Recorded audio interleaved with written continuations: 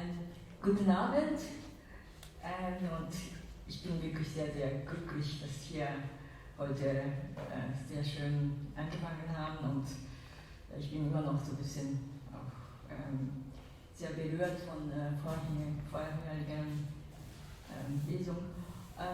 Genau, jetzt kommt ja dann zwei Autoren von Biografien von Yoko Ono.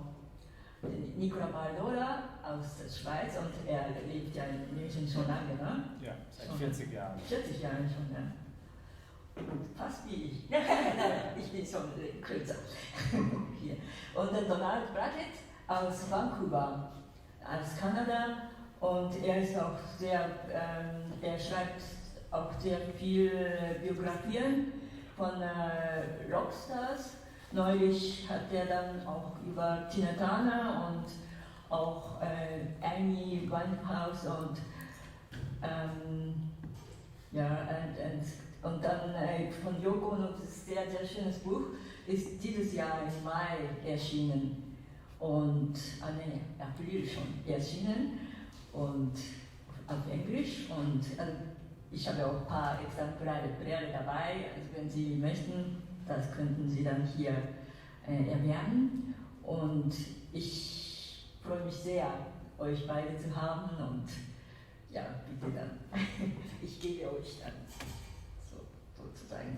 Also, I introduced you both and please have this. I toast all of you. I toast to all of you. This is not vodka. This is water. Here is also water. We are all water. So. Thank you. I'll just jump in. First of all, thank you very much for having me visit virtually at your Imagine Festival, especially with a focus on the great Yoko Ono, who I believe is a rock star. And congratulations to Nicola Bardola, author of a book on John Lennon and one on Yoko as well, who you're also hearing from today. There's more than enough room, in my opinion, for multiple histories of Yoko, multiple books, and even more explorations. And the world is a big enough place for more parallel insights to Lennono, that phenomenon, and especially Ono. Besides, we all need more of their hopeful optimism, especially in today's tense times. And a special thank you to the wonderful pianist Masako Ota for inviting me to speak to you. And if I could briefly just situate my theme of my Yoko book. I was really working on it for 20 years in a funny sort of way, even longer. But I was talking to my editor, the publisher and editor, about what the nutshell, the kernel, the germ of the book is. And we both agreed that it's really the life story of an artist who always remained defiantly herself. She remains defiantly herself, but in a very quiet form of defiance. And also that she believed you change the world by being yourself. Many of us think, well, before, we're even told sometimes, before you want to change the world, you should change yourself. She didn't believe that. She said, you change the world by remaining yourself, staying true to yourself.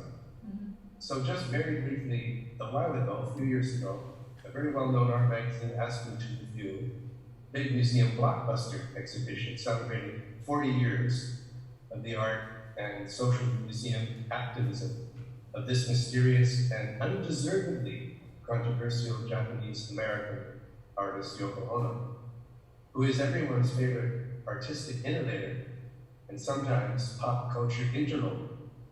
As a visual arts journalist and culture critic, I was particularly interested in the intersection, or perhaps collision is a better word, of her pop art personality and our mainstream popular entertainment world. She did, after all, create a curious and unique hybrid of high and low culture in her work. It's an extremely experimental lifestyle to try to do that, both before, during, and after genre. Perhaps even more startling, today there even seems to be a rehabilitation of her image in the art world and the stature in the pop music world, with multiple punk and new wave musicians of note acclaiming her as their avatar. So 20 years ago, the big Yes Yoko Ono Museum retrospective passed through Toronto, and it's also passed all through Europe. And some of you may have seen it, 40 years retrospective. And it created a vital survey of all her works, and also a catalog raisonné. In other words, an archival document of everything she ever made. That exhibition, which was every bit as puzzling and charmingly entertaining as Ms. Ono herself, was both about her own art career as well as her intense public relationship with Lennon, as it played out in a dramatic series of high-profile collaborative events. And most importantly, the subplot to this collision of the art and pop worlds is also centered on the unique relationship with John Lennon's musical partners, which disintegrated prior to her arrival on the scene. As he moved ever closer to trying, wanting, and desiring to make an ever more experimental new kind of art, with a different kind of collaborative muse. The key overlapping theme in both equations, however, was a mesmerizing opposing forces, highly combustible creative collaboration, both John and Paul and the other Beatles, John and Yoko. There was a great similarity, and I explored that in the book. At that time, I recall complaining to a music journalist friend of mine, late Kevin Courier, who wrote a book on the Beatles, Artificial Paradise. I complained about all the press for the exhibition, or most of it, that even the media interviewing her personally was always situating her in the context of the Beatles and of John, rather than her own context as a poetic, conceptual artist, especially in the Fluxus mode. Though I adored and followed the group, Beatles passionately, and almost encountered them at the same time in my life history, I was mostly a Yoko Ono specialist, conceptual art specialist, and an art historian, aware of her significance. So I was bugged by the media always interviewing her about a big 40-year exhibition, but always asking questions about John, about Paul, about this, that. Well then, Kevin, my friend, rid me in the midst of my griping and complaining, why don't you just write your own book about it instead of complaining? So I did, and I thank him for that. Now, since you're fortunate enough there in hot Munich to have Nicola there with you, but I'm a disembodied voice from across the Atlantic Ocean, perhaps I might start just with pointing out that Nicola has met and talked with Yoko Ono, something that I didn't have a chance to do, so I'm envious of him. I'm jealous of him. So perhaps I'll just ask Nicola to share with us the details of his meeting with Yoko and what inspired him to write your book on it. Thank you so much, Donald. Thank you. Yes, I try my best. My story began with John, and with 13 years ago, I wrote, for the 70th birthday of John, I wrote the biography about John Lennon. And during this research, I had a lot of inspiration from Yoko and from Yoko's work. And I remembered that I was born in '59, and I bought in 1971 the single Mother from John Lennon, and on the B-side was the song Why from Yoko. And I realized that I listened quite as often the B-side as the A-side. So I loved that song. It's only Klaus Voormann, Ringo, John on guitar, and Yoko screaming. And John's guitar is fluently entering into Yoko screaming. I was very fascinated about that. And this, I was 11 years old at that time. And this followed my whole life and my whole researches. And then after John's book, the publisher said, well, there is no German biography about Yoko. So I started the researches, and every time she was in Europe or in Germany, Switzerland, Austria, I tried to get near to her, and I met her several times. And Austria as she became the Oscar Kokoschka Prize, and in a movie theater they showed her movie Fly, and I observed the public, the person they were so impressed that they closed their eyes. They couldn't stand it anymore. If you see this movie on a big screen, not only on the little screens as in the museums nowadays, but on the big screen, 20 minutes, flies walking over a naked body. It's very impressive still today. I realized that. I met her at the DRD conference in Munich, the Burda conference, and the most interesting meeting was at her 80th birthday. It was in Berlin at the Volkstheater, and I am quite a fan, and I'm going there very early normally if I want to see a gig, if I want to see a star. So I was there 6 hours ahead or so, and I went to the Volksbühne and I went in, nobody there, but I heard the band making the sound check and exercising, and I went near, I opened the door, and I listened for around 10 minutes, and the most impressive thing that happened there was Yoko was screaming during the sound check, as he screams during the concert. Nobody there, she screamed for her, the band. And I was so impressed that I realized there she's believing in her voice and in expressing herself with her voice.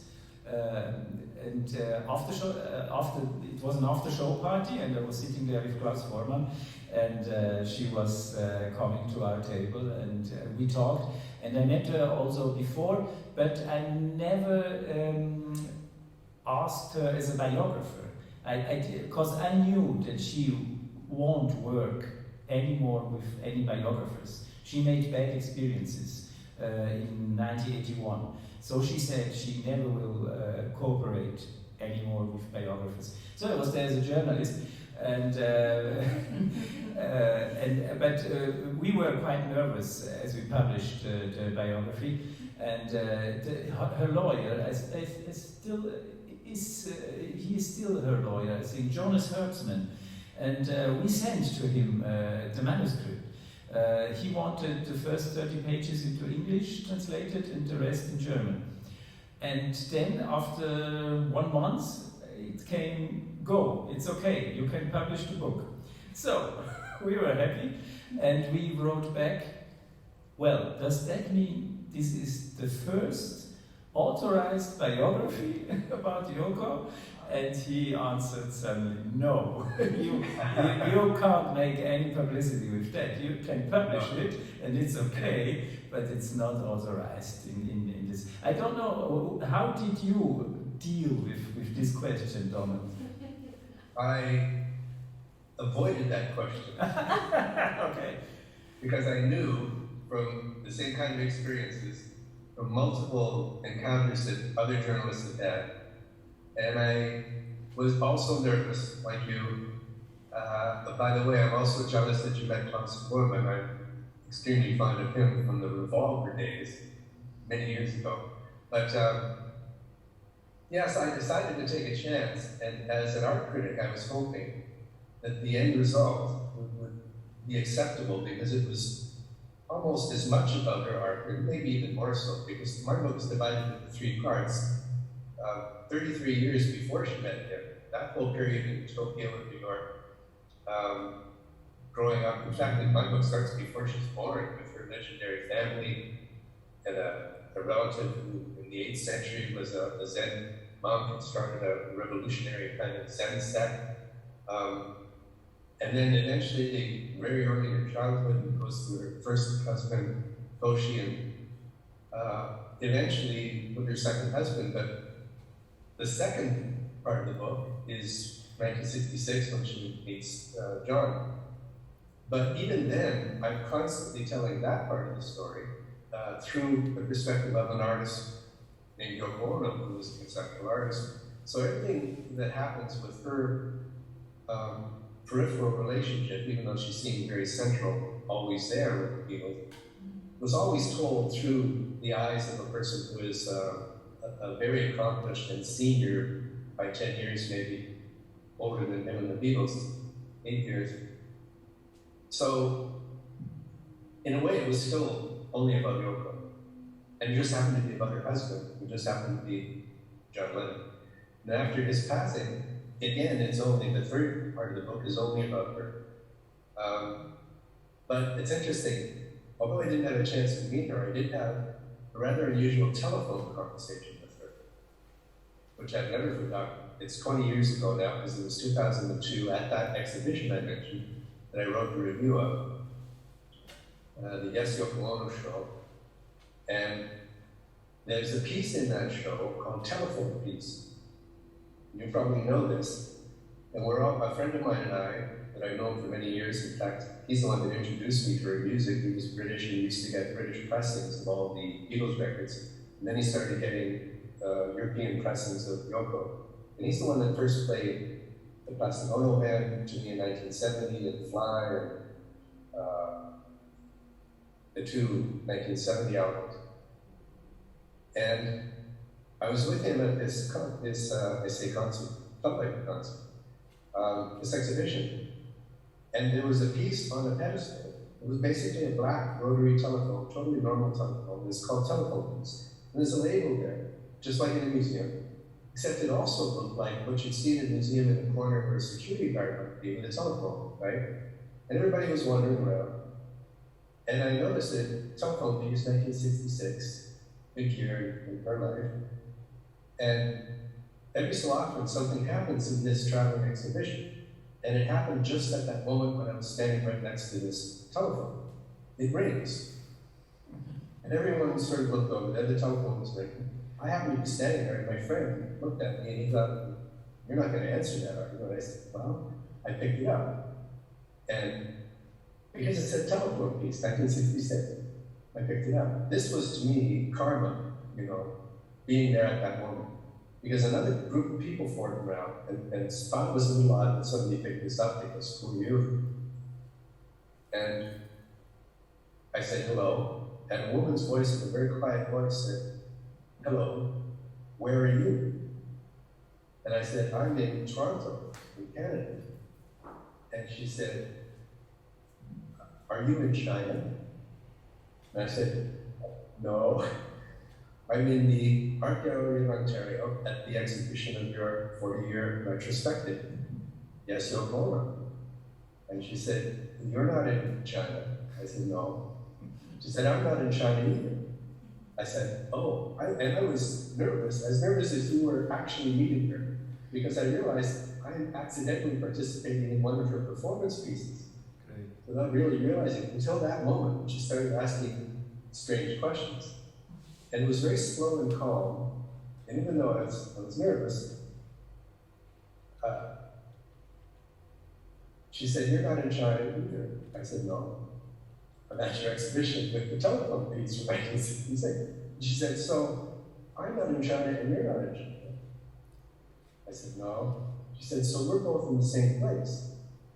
I said, "Yes." And she said, "That place is called Not China." And I said, "Yeah." And then she said, "Goodbye." And the phone was hung up. That completely blissed me out, you could say, zonked me out. And I walked around the rest of the exhibition and explained to my friend what had just happened. And all the people said, "Well, what was that?" And I said, "That was Yoko Ono. This is center of the Telephone Piece." So now that's part of the archive of her work, the Telephone Piece. Now that piece is also on Fly, I think. It's a very short little piece on the album Fly, the double album. And the telephone rings, it's in between other songs. And the phone is answered. I don't think it was John, somebody else, another woman answered. And she said something peculiar, something eccentric. It was more or less like that same kind of exchange, very short little exchange. So I remember this is now one of who knows how many thousand evocations or kind of embodiments of telephone music. And when I walked around with my friend, I said to him, well, he was also stunned by the beautiful pieces from the earliest pieces in the late 50s, the real Fluxus pieces. And then the pieces that she made during his time, John's time with her. But I said to him, he said, what do you think that is? What does that mean? And I said, well, all I know is that I think Yoko Ono is a drug. And he said, Yoko Ono is a drug? And I said, yes. It's not a question of taking drugs. She is a drug. It's a very good drug. And it expands our consciousness. And I remember Salvador Dali, the surrealist, saying once, I don't take drugs, I am drugs. And I realized that Yoko is that kind of person. When you encounter works of hers, especially, and I hope people can see them in the museum, the earliest pieces that are now kind of sacred, magical objects, and they are magical, sort of fetish objects almost. They'll experience, if they're open to them, quite apart from everything else she does, this experience of being transported into another dimension, even though everything she shows us is part of our dimension, everyday objects sometimes. But we have to look at them in a new way. You could look at a sewing machine and it feels not like a sewing machine. Telephone, for instance. But I had an even earlier encounter with Yoko. Not her directly, but her mind in a strange way, as an artist. Even before I even encountered the Beatles music, but close to that same time. And it was like a Big Bang experience, like the universe being created. In the Big Bang, I like to, in fact, consider the synchronicity between John and Yoko as being a kind of, they're two archetypes, and they both rise and they're synchronous at the same time. But in 1964, very significant year for me for two reasons, encountering the Beatles music and encountering accidentally the art of Yoko Ono. I had a young Japanese girlfriend at the time in high school, who may have been 13 or 14. And I think she was some sort of exchange student. She had just come over from Tokyo, and she was thrown into the class and didn't speak much English. Same high school, same class I attended, and we became friends. She introduced me to three important things in my life. Japanese haiku poetry, a classical kind of poetry with 17 syllables, 3 lines usually. Very simple, deceptively simple, mystical observations about nature. Basho is a great example. So, haiku poetry. Also Japanese Zen Buddhism, which I hadn't heard of, and she introduced me to, showing me how it was connected to haiku. And of all things, this little girl, student, 14 maybe, had a copy of Grapefruit, the original book that she brought from Tokyo, the original limited edition book, which was 500 copies only, remember? And it was printed on very cheap paper. She didn't have much money. Artist edition, so signed, numbered. And her parents, I think, must have moved in circles in Tokyo of some kind, where they were able to access this. So they gave it to her. She had it, she showed it to me and started reading these things with me. So Grapefruit, the limited edition. And my friend Miki introduced me. From her, I learned about also the Zen practice, Zen Buddhist practice of the Zen teacher giving puzzles, or they're called koans, to a student. And they're little questions. They might even be almost like items. The most famous one is, everyone knows the sound of 2 hands clapping. What is the sound of 1 hand clapping? And they're illogical. And Masako knows more about this than me. But subsequent to that time, I've been a long-time practitioner of Zen Buddhism for many, many years, and it was this girl, Miki, who introduced me. And I realized that much of the works in Grapefruit are koans, puzzles, things that make us view reality in a completely different way. So they also evoke the spirit of haiku poetry, but without the formal 17-syllable thing. But for me, it was also an invitation to experience artworks that were, as almost everything in that book is, not physical. They're not objects. Sometimes they're just an idea, a suggestion, or what you call an instruction. The other thing that occurred to me maybe even then, because she also introduced me, Nikki, to origami. And she even had our class doing this at one point, folding a paper into, as people know, these beautiful little shapes, little sculptures of paper. And I realized that Yoko's works, all of them, in any medium, are like origami for the mind. They take place in our mind and they're folded in a curious, mystical, sometimes strange sort of way, but always trying in a peaceful, gentle way. The artworks that she describes in Grapefruit, is that little book. This is the mass market version, which came out in 1970, which most people are more familiar with.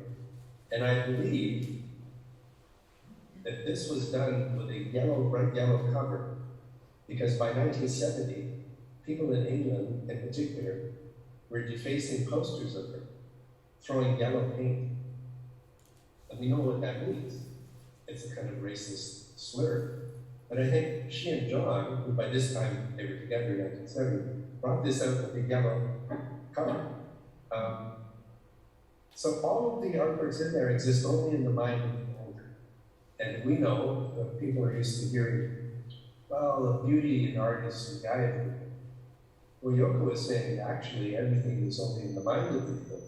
So she was saying, well, can we adjust our way of thinking so that we can think of anything as an artwork if someone says it's an artwork, which is kind of inspired by Marcel Duchamp, the French Dada person. Now, my affair, of course, with Nikki didn't last that long, like most teenage romances. But my affair with Yoko has lasted many decades. And I think it's kind of a love affair through Nikki. So I had a strange encounter with her as a kid, you know. And now Nicola, what piece of her works, personally, do you think inspired you, I wonder, in this similar way maybe, and which is the most revolutionary for you of her works? What stayed with you from when you were 10, and then eventually when you're a journalist, not being a biographer? What would you say her works most inspired, if you can think of? Well, perhaps I start with the most revolutionary. Still, till these days, it's a cut piece. It's incredible. Yeah. I think people are shocked till now if they see it. And I was in Zurich at the Kunsthaus, and there was a huge exhibition, a Yoko Ono exhibition. And by the way, I met there John Hendricks, and he knew your book, and he is enthusiastic about your book. Oh, good, I believed. We Yes. didn't hear that. Yes. Because I have a great deal of respect and fear from him. Okay, yeah. So, the special thing in Zurich, they made some performances. They showed performances. Original performances with actors, Swiss actors who made the same performances in Zurich, and it was a very interesting way to approach Yoko's work, reproducing her instructions in different ways, also Beckism, total communication, and things like that. And well, cut piece, I think it's absolutely, it was revolutionary, and it's still now. You see people who are leaving the room, they are so full of fear and shame, and other people are going to the stage and cutting away one more piece of her clothes, and this is an idea which is yes, exactly. That's how she ended up. Yeah. Almost naked. Yeah. It's a shocking piece. It's a shocking piece, and it's performed till now. Also, other artists are reproducing this performance. because it's so there are different levels of meanings, and it's also a feminist piece, I think, a very piece which is slashing back to man's world too, reflecting what's happening, what's going on in your head, if you're coming and well, I asked you to do, because she is asking at the beginning, she is encouraging everybody to come to the stage and take the scissor and yes. Do you think people knew, do you get the feeling with you in the audience that people knew this is a profound feminist statement? Or was it so visceral, so almost dangerous in a way? Because I remember some pieces, they're long scissors. Yeah. They're not like little babies that throw along. So it's coming dangerously close, right? Yeah, yeah. And the later ones, as far as I know, well, the first time she did that, it was in Tokyo, right? Yeah. In 1964. And then she did it again in New York. Yeah. Strangely enough, for me, in the same theater, a different part of this, the Carnegie Theater in New York, in 1964, in the recital part. So it's a very formal, artistic, classical concert place. It's Zako, it's a very serious place. And for that to be presented there as a silent, meditative, little woman sitting there, almost becoming naked, cut away, no expression, it was absolutely mind-expanding. But in the same theater that the Beatles would be in, where the ensemble show took place. It's a very strange confluence to be in the same. I think it was only 3 months after the Beatles were there, and they introduced like a global revolution that completely changed everyone's mind. But that, and I think you mentioned the other one, which to me also is Fly. I think Fly is a super, it's super saturated with feminist power. Even though, in the same way, you know, that's 1970, right? So a few years later. But in the same way, at first it appears to be vulnerable, the person's being victimized, in that the feminist sense, like the patriarchal world is always gazing, with male gaze at women, in films and in Playboy and stuff like that. So this completely prone woman never moves.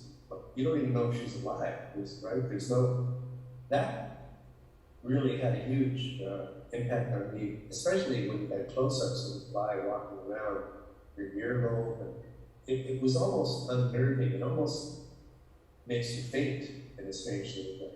It makes you swoon. Maybe not physically, but I think you might agree psychologically, mentally, intellectually, you swoon, and you're feeling faint. And I think that faintness is what you were picking up in the audience of the cut piece, because that's been done several times since in 65 and 66 again, and she did it again in London when she was with Lennon. But you know, for me, the most groundbreaking, influential, and innovative works still remain those works in that little book of haikus, Grapefruit. With your permission, I quoted a person who I thought described that whole collection. Now, of course, the 500 edition is a priceless thing, as you can imagine. It's like really collectors have those. I won't even say how much they cost, because it makes people nervous when they hear values in the art world, right? Because it's, well, how can such things be that expensive? But also her pieces of objects are extremely expensive. But like all the other conceptual arts, they published a reprint, an original reprint of the original Grapefruit book. And yes. Also the reprint is very expensive now. Oh yeah, because it's out of print now. Astronomically expensive. Because the desire to own something, whether it's real estate, right, a house, and the other way of contextualizing Yoko is that it's a form of real estate, but it's spiritual real estate, it's mental real estate, it's real estate that takes place, it's property, but you don't live inside it like a house. you live inside it temporarily for a few minutes or a moment or something, or if it's film or performance. But I'll just refer to this quote that I also had in my book from this person. Her name is Nell Barham, sorry. And her piece was called Yoko Ono, Collector of Skies. And her contention was that Yoko collects skies the way most people collect art or music or antiques, because many of her works describe the sky and different kinds of weather in the sky, different times of the morning and so forth. And this piece is rather striking, this article, and I included in my book because the most important thing about Grapefruit for me and why it's so groundbreaking is that it inspired John Lennon to write with her Imagine, the song Imagine. And later he acknowledged this to be the case in 1980. Luckily, he was still living enough to acknowledge this in an interview. I think it was in Playboy, one of the several things in 1980 when they were making their album again. She said, imagine there's no heaven. It's easy, right? Now imagine a goldfish swimming across the sky. That wasn't so hard, was it? Now imagine 1,000 suns in the sky at the same time. Then imagine the clouds dripping. Now imagine digging a hole in your garden to put the clouds in. If you like this sort of thing, you're in good company, because these instructions, as Yoko Ono called them, spoke to John Lennon deeply after she gave him a collection of more than 100 of them, not long after they met at the gallery of her show in London in '66. Other examples, in addition to those instructions, include, and this is the thing that amazes me, because he's reading this 2 years after the Little Book, 3 years before the Yellow Book version, where he wrote the introduction to that book. And it's a beautiful introduction to the mass market 1970 version, the Yellow edition, because it says, Introduction by John Lennon. And he says, I'd like to introduce you to Yoko Ono, John Lennon. This is it. And that feels like a Yoko kind of perception, right? But these other ones strike me as being even more incredible. And these are quotes from Grapefruit. Imagine your head filled with pencil leads. Imagine one of the pencils is broken. Imagine your body spreading rapidly all over the world like a thin tissue. Now imagine cutting out one part of that tissue. And these, what she calls good-natured, defiantly expressed little poems, compile what appeared to be absurd, funny, open-ended ideas that she'd been jotting down. Really, ever since she lived in Tokyo as a child, she'd been writing her version of haiku. And for that, to inspire a person like John to write the song, although he was a little too macho to acknowledge it at first, right? That she was the co-author. So it's not that she wrote the whole thing, but when he had that book, he said, this person thinks like me. And remember, they did the gallery show in '66 in London. And that's the one that had the, I think I have it here, famous apple on a pedestal, right? I hope you can see that. Everyone knows that. It's called Apple. And it also had one of my favorite Yoko pieces, painting to hammer a nail with a little hammer hanging on. Painting to hammer a nail from '61. So all of those are really early pieces. And so this long-haired guy comes in, and it's before the show opens. And he sees these pieces, and he's sort of mystified. He climbs that ladder, which is the piece called Yes.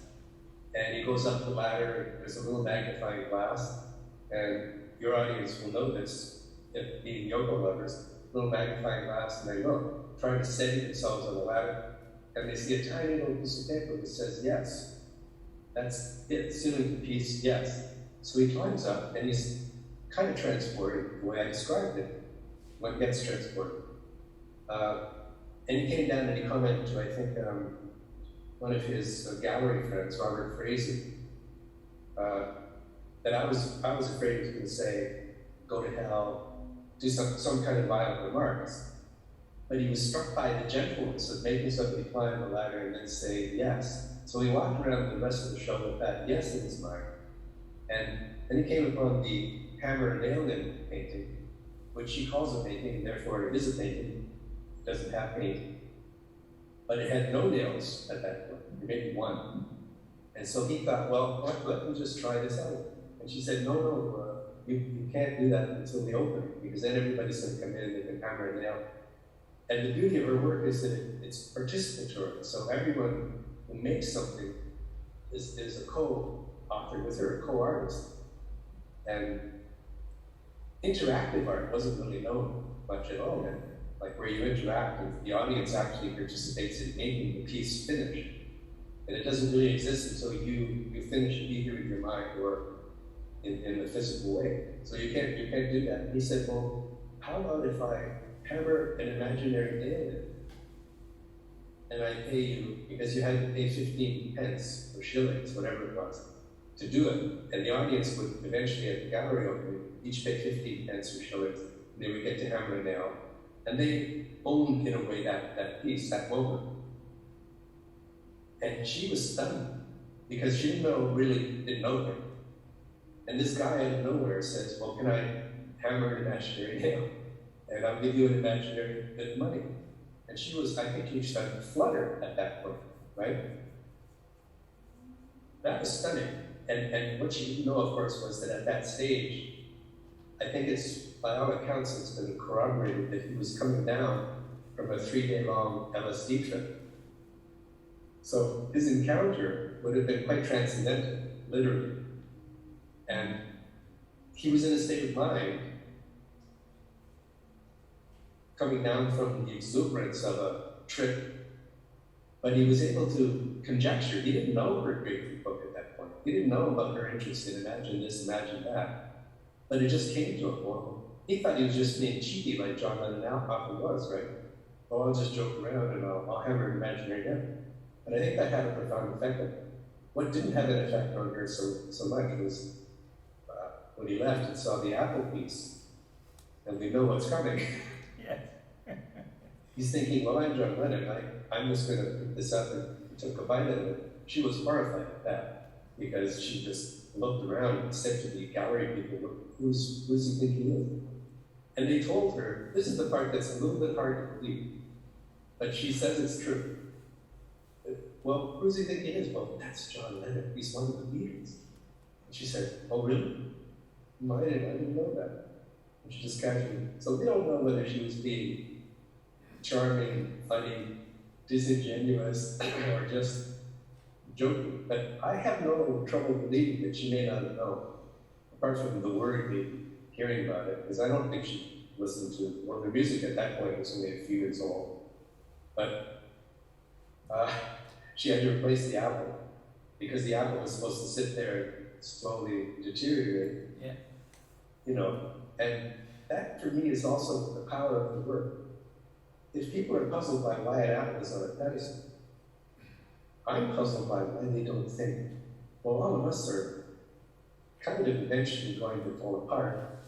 And she's just simply saying to you, you're like fruit, we're like organic things, we're temporary. So that again is part of her Buddhist sensibility.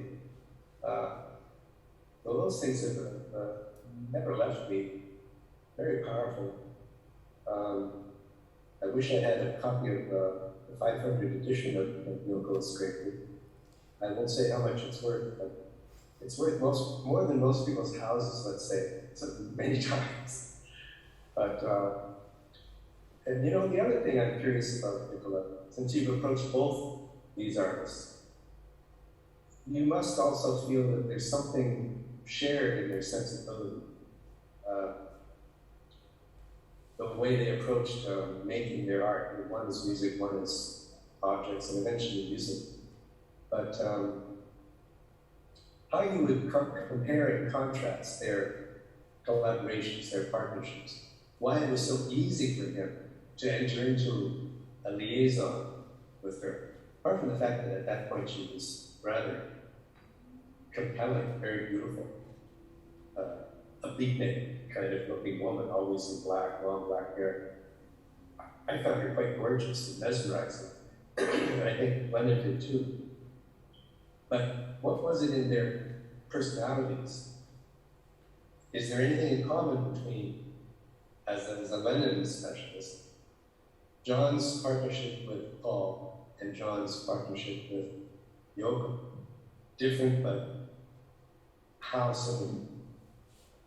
Well, I think Klaus Forman told me that John was deeply depressed when he first visited the Indica Gallery and he saw this exhibition, and he met Yoko, and then the Beatles went to the Maharishi, to India, and Yoko wrote every day a postcard and John read it, and they approached, and he I think he recognized that she could help him to break out of the Beatles universe and to find himself on another level. And we have to remember that he was an art student at the beginning. He wasn't a musician. So she woke up again his interests for art, for pure art. And he was astonished about her fantasy and her creativity, and he loved it. And Cynthia told me that when she saw Yoko and John after the first night, that she suddenly knew it's over, because they are a unity. They belong together, and this impressed me very much. That his wife recognized at the first sight it's over, because there two people found each other, and the story shows till the end, and starting over. Yes, in 1980. Yes, they wanted to indeed. go ahead. Now I'm jealous that you met Cynthia. What? Now I'm jealous that you met Cynthia. Oh yes, she came to Munich, and she brought two books about John, and she presented the German edition in Munich, and I took the chance and interviewed her, and well, I was very interested in her interpretations, and she changed a little bit over the years, like oh help me, his lover, the assistant. May Peng. May Peng, yes. Also, she changed quite a lot during the years. The stories are quite different. So, you, as a biographer, I try to read everything and then to make up the most probable story or version of the impressions that women around John had. And well, Yoko, I think Yoko, there are any contradictions in her rememberings, and I even I don't know if you used the book. It's called Just Me. It was published in Japanese, and at the time in Munich, a Japanese woman helped me to translate it, and it was never translated into English or even German. And well, Donald, I prepared some slides, some photographs, and if you agree, we could look rather quick and have some associations. Absolutely, I would like that. It seems like Japanese girls and women have played a large role in both of our lives. Yeah. It's been important in influencing us, changing the direction, or helping us go in the direction we might be going in. Yeah. But I'd be delighted to see those, yes. If you... I hope that you can see them, actually, because if I unplug him... you can't see. We would have to move the camera so you can see the... You do what you need to do. Let's try. I go away. So you can narrate some of these? I can see you. Yes. I can see the screen now. Yes, I tried. The screen is still... Okay, there we go. That's good.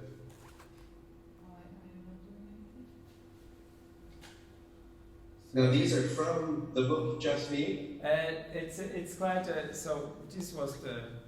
Can you... Do you see That's good. We can see. Do you see something? Yeah. That's So there, but that's good. Yes. Yes, that's the presentation. So you can go Yeah. on. And well, that was this piece of paper, November 1961. It was the first time that there was an indication about Yoko. And you see her smile and how shy she is, but how determined. And yes, you recognize it's an interesting lady. And well, I took some. She was beautiful, I think, and a lot of people. Oh yes, I agree. Yeah. An unusual combination of very self-assured beauty and her consciousness, but also incredible shy, quiet, introverted, very introverted person. Yeah. That often surprises people who have heard the music, especially because it doesn't sound at first introverted. But I keep thinking, you know, if you're a very introverted person and you're going to get up on stage and you're going to expose yourself vulnerability-wise and be very brave enough to be vulnerable, whether it's the cut piece or the, you know, later pieces, you're not going to sing in a soft, quiet voice. You're going to push your introverted self out of the way and let your primal self come out. Because I think the other thing that you've detected too is her strength in coping with her early life, which was so traumatic, very traumatic early life, as you know. And I believe she's always had a post-traumatic stress syndrome, right? Today we're used to that, people coming out of the war or having a traumatic experience and it impacting the way they carry themselves, the way they were in the world.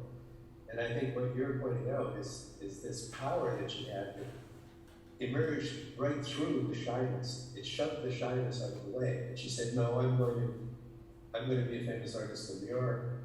I'm going to take the world by storm, which in the early childhood days was really, really a fantasy. But boy, she's got guts, you know. She's got beauty and bravery. Yeah. And that's a lovely shot. Yeah. What I tried is to find some other sources that described Yoko. And Michael Romecker wrote his debut novel, The Butterfly, and he fell in love with Yoko. And I liked very much the way Romecker is presenting her. As you told now, it was at the beginning. It was in 59, 60 that they met and fell in love. And the half of this novel is describing Yoko as she was in these days. She never mentioned this encounter and this novel, because Romecker is very open, very direct, and he's showing her also in some ways that she perhaps didn't like so much. But the love story is so tender and so incredible, and she is doing this origami thing, and she's putting it in a flower, and he could throw away the flower, but he loves Yoko yet after the first encounter. He smells and he finds her telephone number, and then the love story starts. And this is after or at the very end of her marriage with Toshi Ishinagi, right? Is she still married to Ishinagi? I think that goes on until 61, I think. So she should be still married to Toshi. Yeah. Right. Yeah. Like most of these people, including John, there's some overlap a lot. Yeah. Because then her second husband, Tony Cox, that's not until 63, right? So there was overlap, and that's the way it is in most people's lives. But I don't know this book. If it's in English, I'd like to find it. The first thing I thought of when I saw the title is it resonates with another chapter about her in another book, but it's a very notorious, unkind book. Okay. And it's the one by Albert Goldman. Okay, yeah. No. Albert Goldman's book, The Lives of John Lennon. Yeah. There's a chapter in there called The Iron Butterfly. Okay. And it's an interesting choice because he referred to her as, well, an iron butterfly, extremely strong. He had difficulty coping with her. This fellow, Lunecker, loved that aspect, I guess. And what do you think? How did he refer the butterfly? How did it come into play in the story? Why that title? It's his soul. He's coming out of a psychiatric institution. He's 22 or 23, and he met Yoko, and he has some problems with his soul. So she is comparing his soul to a butterfly, and she is giving him an origami, a little box, an empty box for him, and he says, why do you give me this empty box? And she says, it's for your soul. If you have problems with your soul, put it in this box, and it's safe. And that's a perfect Yoko piece. Yes, it's one again, a perfect, wonderful Yoko piece. And No, I had the impression reading this book, I met Yoko in 1960. It's so open, it's so direct, it's one of my absolute favorite I must start this book. I'm going to look for this. The other interesting overlap is that, as you know, in 61, 2, maybe in Tokyo, 62, Toshi had recommended that she be taken care of, institutionalized in a healthcare place. So she had a breakdown. Yeah. And so I think she sympathized with the nervous breakdown that she had with this dog. Now, I don't know if they met in this clinic in Tokyo or somewhere else, but the one she did meet in that clinic was Tony Cox. Yeah, he saved her. From America. Yeah. And he wanted to interview her. Somehow he was very persuasive and charismatic. Yeah. He's a problematic figure in her history too, but he somehow helped her get out of that institution. Yeah. Somehow. And he, with Toshi's, her first husband's agreement, somehow liaised with her. Somehow he allowed her to. He felt that he was going to help her somehow. Well, he did, of course, but it sort of ended Toshi's relationship. But intense relationships like this often, don't they come about in intense situations and locations, and that's a wonderful story. But she's unhappy, I guess, because of what he revealed about the personal, the intimate side. Is that yes, a little bit too much, perhaps. Yes, but you as a reader will love it. And he was later on. He was a beatnik, and he met Allen Ginsberg, and he was around. So they had much in common already. Yeah, including a challenge, maybe psyche, maybe part of it. But being in that subculture, the counterculture, the beatnik world. Yeah, very interesting. Yeah. Lovely. So that's well, you know, this one is yes. Judge Machunas.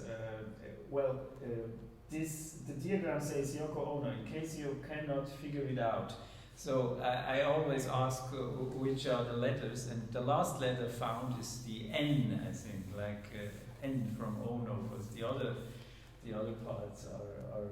Yes, I don't quite see the end either, really. Yes, you have to look at the other parts, but I'm trying to struggle to find the end. Yes, well, there was a wonderful relationship too. Yeah. The Fluxus master too, wasn't it? I'm just so glad that she met him even earlier, because he kind of helped her find a place to be herself in Fluxus, with Fluxus. Yeah. And Andrew Pike and those kinds of experimental artists, Charlotte Orman, of course, those kinds of figures, very important figures. For her to have found that community, I think you'll agree, sort of saved her in a way, because she felt she had a home, a place, a community. Because early on in her Tokyo world, she was quite an outcast. She was part of this legendary banking family, almost aristocracy, really. It was aristocracy, because they were part of the peerage. They had a peer in the parliament and those sorts of things. But then in New York, she was an outcast when she was with Toshi, living the loft and starting the loft exhibitions. That's the other thing which is so revolutionary about her. She didn't have any dealer. She was an outcast in the art world. She was exotic, shall we say, or even strange, or worse, even for the Fluxus and the conceptual art people, which wasn't even called conceptual art at that time. So she, well, I'm going to have exhibitions in my loft, right? And she, with Machunas and Pike and those kinds of people, started a whole movement that no one had ever heard of. What, we go downtown to these dingy lofts for exhibitions where the artwork is being made, not in a gallery, not a dealer, and not a museum. Now, of course, all of those pieces are in museums, but I love the fact that she was saved maybe by this Michael, but also by meeting George and the other people who made her feel like she had a family in a way at the time. Because it must have been quite a struggle. I know it was a struggle. Being an outsider, an extreme outsider, and just being in America. And then, of course, she had that experience all through her life. In London and England, she's an ultimate outsider because she's colliding with this pop culture world, the Beatles lovers, and so she was always. But I maintain that her basic survival mechanism, a technique, maybe a defense mechanism, also survival technique, was this idea that she defiantly remained herself. She never really tried to adapt. She didn't try to become an American or try to pretend she was a British person. She just remained who she was. And she said, well, I have a commitment to peace, activism, those sorts of things. And she said, well, she invited everyone to change the world, as you know, but her method of doing it was, again, what I said at the beginning, that if you remain true to yourself and you're honest and you're not pretending, you can change the world. Slowly, a long time passes, of course, but I think she was right, because now she's approaching 90, and the world has sort of kind of come around to her, at least having a great deal of respect for her tenacity, her willpower, and even because of the big exhibitions around the world. People are starting to see the humor, the charm of her early works, and then all the later works, all the way through. It's just because she never stopped producing.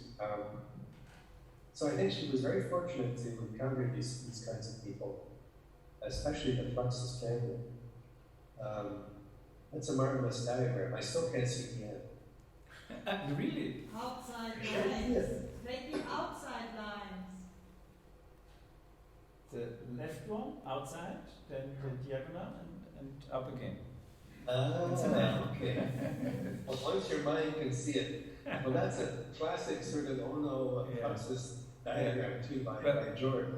Machunas was so funny, and she was, in comparison, quite serious, and she stayed serious.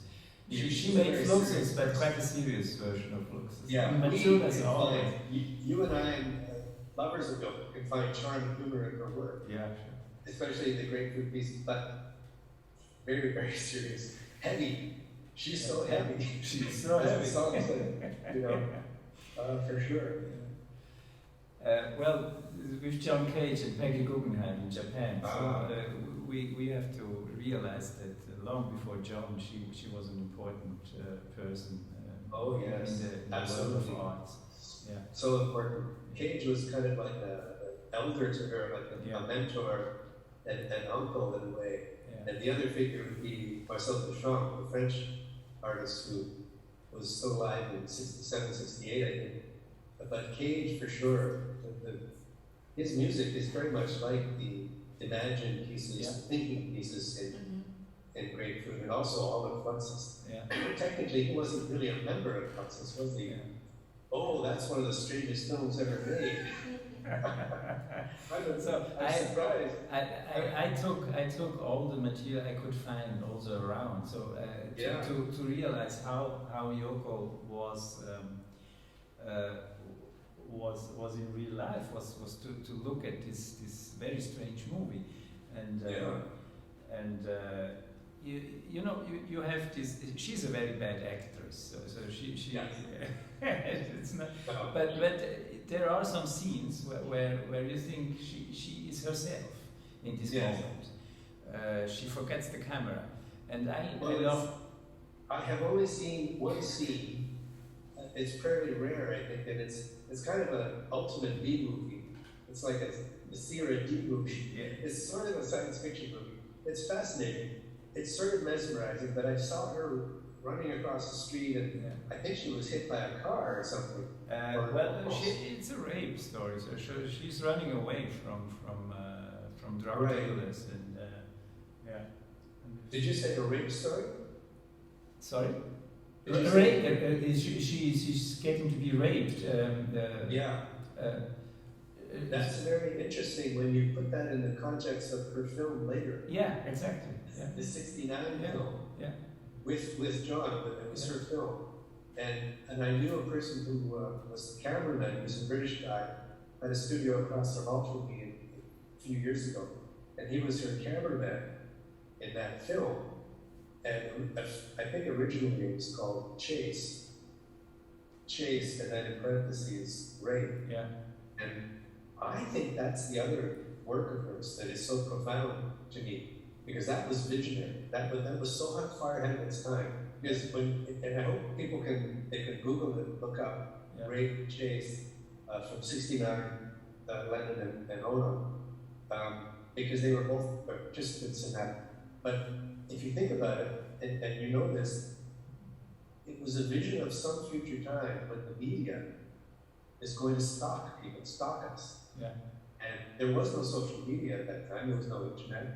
There was no computers practically. There wasn't. So this camera follows this woman, a young student, blonde student from Denmark, I think it was, or wherever, and it follows her. She doesn't even say anything. And it was a figurative rape, right? A metaphorical rape.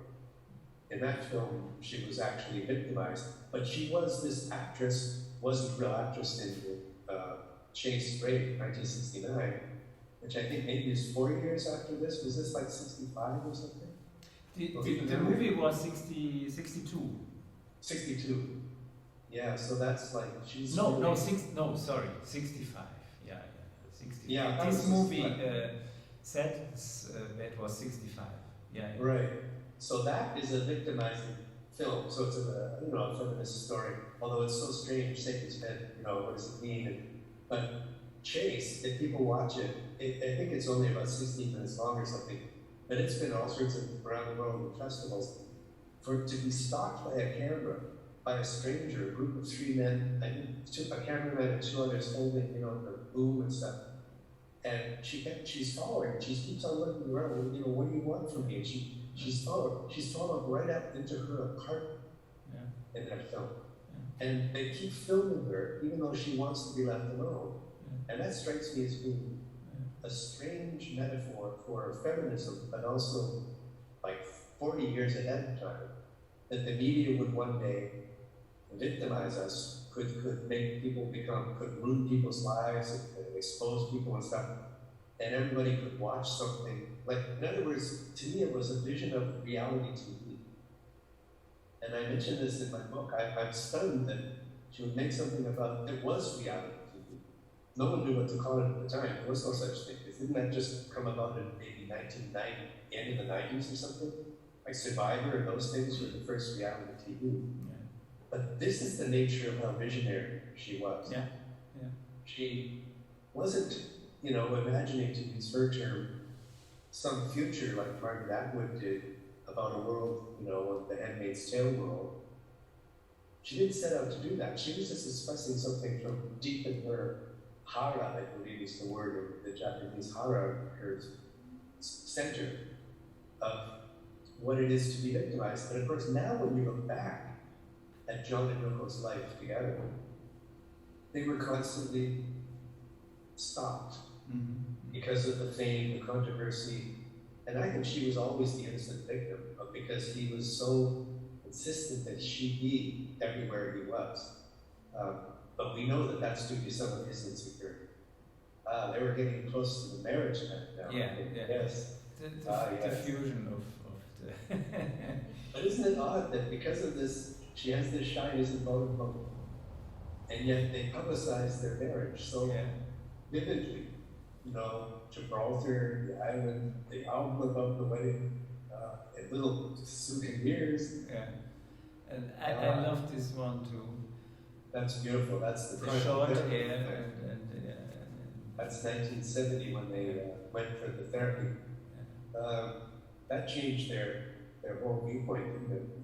Trying to, each of them, of course, was a fragile person. Yeah. So very insecure, fragile. Lennon, people think, what? John Lennon was like super, possessed, macho, strong. He had a very fragile childhood, losing his mother, those kinds of things. And he had always an insecure sense of his worth as an artist. So both of them went through this with Arthur Yanov, and then those two albums, it's worth 1970, their therapy, just to make those two masterpieces, those two solo albums. Now he starts doing his drawings. Yes. Lovely, charming drawings. This was the cover of the single. Well, I learned my first English with Yes, well, it taught you very well. the lyrics of Mother. Yeah. Isn't it hard to imagine singles in those days, the impact? Yeah, it was so important. These days, of course, there are single songs maybe on the internet, but a single was a very powerful thing to have these little 45s, like things like Hendrix on the time, or the Cream, or Lennon and Ona. Yeah. But I remember Don't Worry Yoko was on the flip side of something. Was that on the back of Instant Karma maybe? Or Probably, Power to the People, something like that. Yeah. There's the apple. Yes. It's mortality. it's mortality, Yeah. Time is running. I love this one too, her shyness and her this introversion. That's other branch of her work was these advertisements that she produced. It looked like ads. Yeah. Like, of course the famous poster ones that looked like ads, but she created advertisements that, this is also long before a period in the 80s when artists in New York, like Barbara Kruger and Jenny Holzer, were making works that used media advertising, right, that co-opted advertising. The reason we have to remember how visionary, how brilliant she was that she did this before there was a context for anybody to do this. To make it, to call it an advertisement, a billboard, for instance, of war is over. And call that an artwork, that we had to change our mind. That's a beautiful, intimate little shot. Yes, and this instruction, please dance, please swim in your sleep, go on swimming until you find an island. So this is for tonight, perhaps. Yes, that's we are going to sleep soon. Oh, yes. Well, that's the end, yes. Okay, now we want to see you again, and the public wants to see you again. Okay. Können wir wieder umstellen? And perhaps there are some questions, Fragen an Donald? Yes. Mag jemand? Wenn keine Fragen, dann... There we are. So, okay, here are you back again? Oh, yes. Yes. Okay. Well, no questions. There must be some. People are shy sometimes. Yeah. They take a little. Any question is permissible. Any question. The first thing that occurs to you about what either Nicola or I have labored to make, a labor of love about these people. No, they are too much impressed. That's a good way of putting it. Very nice talks. Thank you very much. Masako, you some questions? No? Okay. So, what do you think, Donald? We close the session? I'm delighted to have talked to you. I love the idea of the Imagine Festival. And how long does it go on now? And for 4 days. How long do you mean this festival? Yeah. Yes, 4 days. So until Sunday. Excellent. Lovely. Thank you very much for inviting me. Thank you very Thank much. you. Thank you very much, Nicole. Thank you. Thank you very much. Merci. See you soon. And see you again, I hope. See you. Yes, have a good time. Have a nice day. We are going to sleep. Yes. Have pleasant dreams. Bye to Vancouver. Bye bye.